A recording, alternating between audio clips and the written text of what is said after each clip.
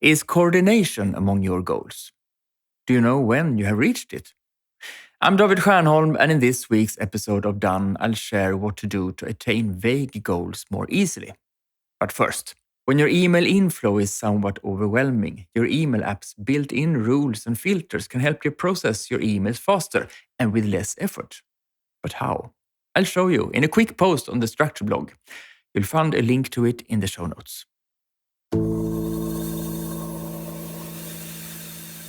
If your goals are unclear, it's difficult for you to prioritize among all the things you have to do. If you don't want your work life to be a storm where all tasks are urgent and important at the same time, you need to at least have decided what makes a task important. What could be more important than the tasks that contribute to reaching your goals, so that you, together with others, reach the overall goals of the organization and ultimately your long-term goals? Goals can certainly look different. Sometimes, with a client, I see goals that sound something like, "We will coordinate with another party." Often, the organization is a government agency or another type of public entity.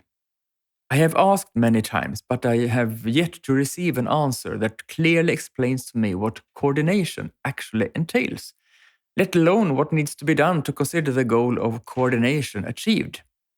Therefore, I suspect that the goal of coordination is so vague that it is difficult to know when it has been achieved and what is expected to be done to reach it. There is a hidden opportunity for a significantly easier and more prioritized everyday life for those responsible for it if the goal is made more concrete.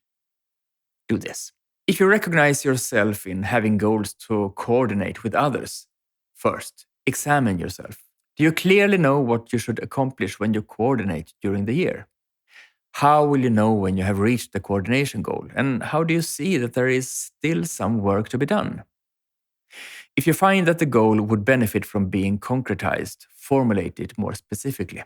If you don't have the authority to do so, formulate a new, complementary goal that more concretely measures whether you have succeeded in coordinating. If you're not sure how to make the goal more concrete, dig deeper into the verb coordinate. What, in fact, do you do when you coordinate? How do you know when you have coordinated enough? What does it look like? Is it when you have done what you do when you coordinate X number of times, had a certain number of coordination meetings, for example, or taken at least one coordination initiative each week?